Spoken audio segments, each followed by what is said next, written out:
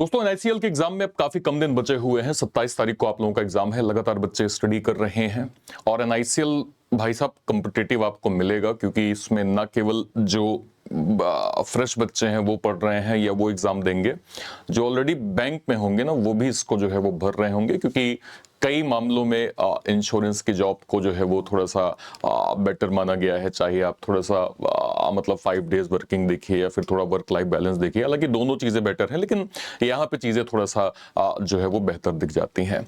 क्या एक safe attempt होगा? क्या एक आपको इस साल की तैयारी करके चलनी है? आज हम इस पे बात करेंगे और ये समझेंगे कि एटलीस्ट अगर ये नंबर आपके आसपास बन रहे हैं तो आप एक सेफ जोन में जो है वो चल के अपनी तैयारी कर पाएंगे। सारे बच्चे जो लोग पहली बार चैनल पे आए हैं, आप लोग मेक श्योर करें चैनल को सब्सक्राइब जरूर कर लीजिए। यहाँ पे ना केवल इंपॉर्टेंट इंफॉर्मेशन, प्री से मेंस तक का कंप्लीट रीजनिंग कंटेंट आपको वन स्टॉप सॉल्यूशन में मिलता है।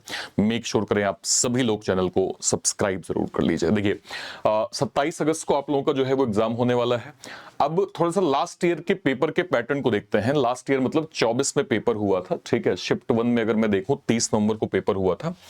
आप यहाँ पे थोड़ा अटेम्प्ट देखिए, बच्चों ने यहाँ पे लगभग 79 to 89 एवरेज अटेम्प्ट, मतलब 100 में से 60-70 बच्चे निकल के कह रहे हैं कि हाँ यार इतने अटेम्प्ट्स तो मेरे बने हैं, इतने अटेम्प्ट्स तो मेरे आराम से हो गए हैं, इसमें ज्यादा कुछ दिक्कत जो है वो मुझे नहीं आई है।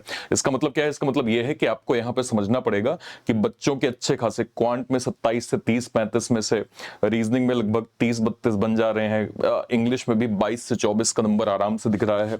थोड़ा पेपर देखते हैं, पेपर क्या आया था। Bar graph, bar DI, simplification, missing number series, arithmetic और जो है वो ये आपके total pattern.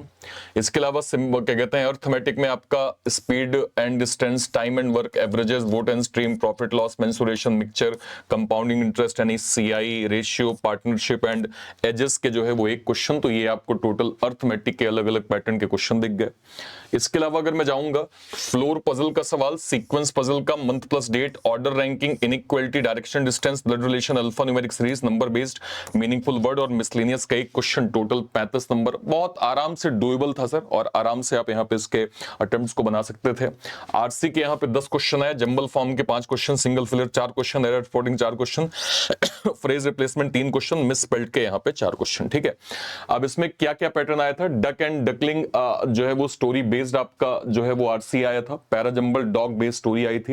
Error detection, miss spelled और फिलर्स के जो है वो 5 क्वेश्चन यहाँ पे देखने को मिले सर।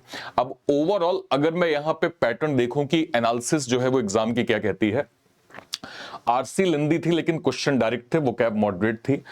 पजल डोमिनेंट जो है वो सेक्शन था, अटेम्प्ट्स अच्छे खासे बच्चों के हुए हैं। बेसिक टॉपिक्स भी जो है वो कवर अप थे, इसलिए स्कोर जो है वो बच्चों के इन जनरल अच्छे बने।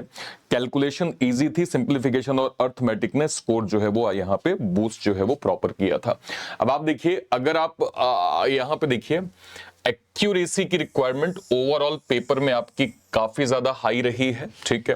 स्टूडेंट का एक्सपीरियंस कहता है कि पेपर इजी था, ठीक है।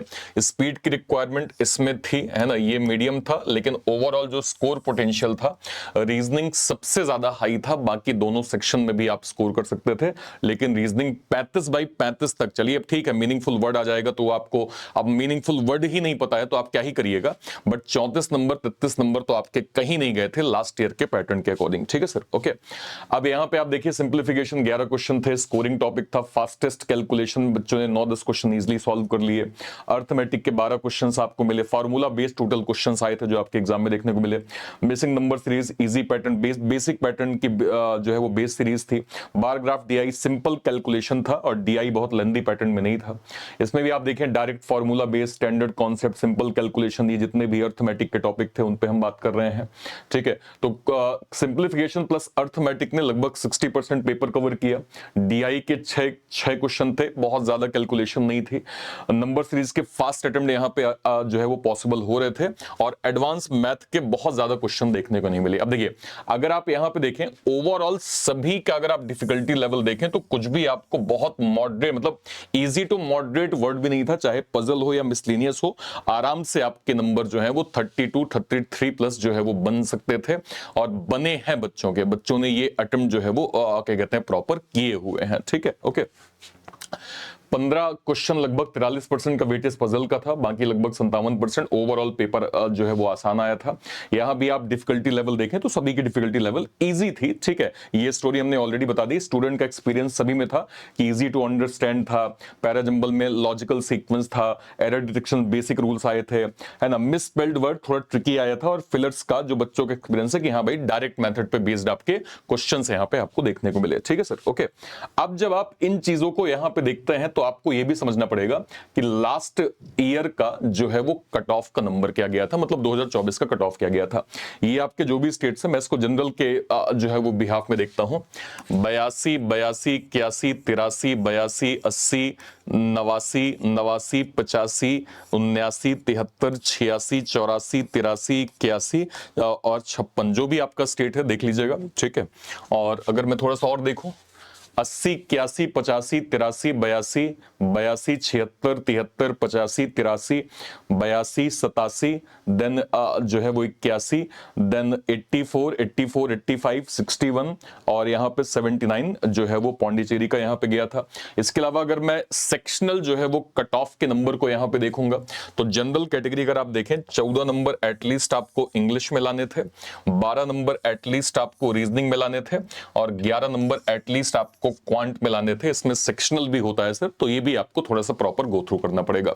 तो अगर आप मुझसे ये कहें कि इस कंप्लीट पेपर में जो हम लोगों ने ट्रेंड देखा और ट्रेंड के हिसाब से जो लास्ट ईयर का कट ऑफ गया, तो एक चीज समझिए, इसमें कंपटीशन होता है, क्योंकि आपका कंपटीशन ना केवल नॉर्मल बच्चों से होता है, उन बच्चों से भी होता है जो ऑलरेडी बैंक में जॉब कर रहे होते हैं, ठीक है। तो यस, यहाँ पे फाइट अच्छी खासी होती है। जो हमने लास्ट ईयर का कट ऑफ देखा और पेपर का जो ओवरऑल लेवल देखा, उसमें मैं आपसे ये कह सकता हूं कि आपका स्टेट जो भी रहा हो, आपका स्टेट मैटर नहीं करता कि आप उत्तर प्रदेश के हैं कि उड़ीसा के हैं कि आप जो है वो तेलंगाना के हैं, कि आप यहाँ पे आ जाइए कि आप मेघालय के हैं, कि आप यहाँ पे आ जाइए कि आप जो है वो कर्नाटका के हैं, कि आप मध्य प्रदेश के हैं। एटलीस्ट सर अगर आप ये कहें कि आपका टारगेट स्कोर जो है वो क्या होना चाहिए, तो मैं आपको सिंपल ये कहूंगा कि yes, according to historical trend और लास्ट ईयर का पैटर्न, इस बार भी जितनी वैकेंसी और जैसे फॉर्म भरे गए हैं, एटलीस्ट आपको 85 का टारगेट जो है वो लेके चलना पड़ेगा एक सेफर जोन खेलने के लिए। एटलीस्ट आपको, और 85 जो भी, देखिए जो भी मॉक टेस्ट होंगे, मॉक टेस्ट अमूमन जो है वो इजी पैटर्न नहीं बनाते हैं, क्योंकि कल को अगर पेपर लेंदी आ जाएगा तो आप कहेंगे अरे यार मैंने मॉक दिया और मॉक में नंबर जो है वो इतने जो है अच्छे खासे नहीं मिले।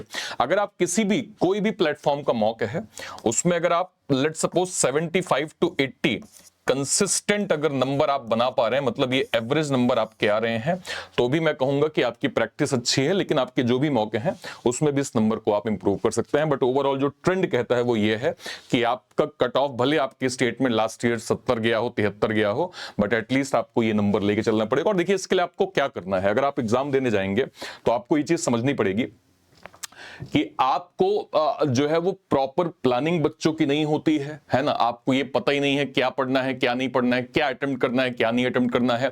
ऐसी कई माइनर मिस्टेक्स होती हैं जिनके कारण आप एग्जाम को जो है वो क्वालिफाई यहां पे नहीं कर पाते हैं। आपको ये चीज समझना पड़ेगा। जैसे अगर मैं क्वांट को कहूं, अभी आपने पेपर देखा, ये हाई प्रायोरिटी टॉपिक है जिनको आपको यहां पे जो है वो नजरअंदाज नहीं करना है। Simplification, approximation, number series, quadratic और मिसलेनियस की ये टॉपिक्स हो गए, ठीक है। ये सेक्शन स्पीड और कैलकुलेशन दोनों टेस्ट करता है। जितनी फास्ट कैलकुलेशन होगी उतना आपका स्कोर जो है वो बढ़िया होगा। इस चीज को ध्यान रखिएगा। तो सिंपल आपको एटलीस्ट कैलकुलेशन प्रैक्टिस टेबल आपको पता होनी चाहिए, square, cube, fraction to percentage conversion, at least ये नंबर्स आपको जो है वो क्लियर होने चाहिए। रीजनिंग में अगर मैं कहूं, inequality, syllogism, blood relation, direction, coding, order, ranking और उसके बाद पजल, उसके बाद पजल। तो ये हमेशा एक बेटर अप्रोच रखिए कि पहले आपको मिसलेनियस टॉपिक को कवर अप करना है, उसके बाद आपको पजल में जाना है। अब जब इसमें टाइम बचे तब सिटिंग, बॉक्स, है ना, मंथ, लीनियर, इन सारी चीजों को आप अटेम्प्ट करेंगे तो आप बेटर स्कोर और सही डायरेक्शन में आप ठीक ठीक स्कोर जो है वो एग्जाम में कर पाएंगे। ठीक है सर, ओके। एटलीस्ट आप टारगेट लीजिए। देखिए 2 सेट पजल, मैं डेली पजल का इस समय सेशन लेता हूं। आप लोग इस चैनल को सब्सक्राइब जरूर कर लीजिएगा। मैं डेली जो है वो क्लरिकल लेवल की पजल का सेशन लेता हूं। आप अगर उस सेशन को भी करके उसमें जो दी गई पीडीएफ है अगर आप उसको अच्छे से रिवाइज कर लेंगे तो भी आपको एग्जाम में काफी हेल्प मिल जाएगी। तो डेली एटलीस्ट अगर आप 2 जो है वो प्रैक्टिस सेट की मतलब पजल की प्रैक्टिस कर लेंगे आपके लिए काफी जो है वो बेसिक हो जाएगा।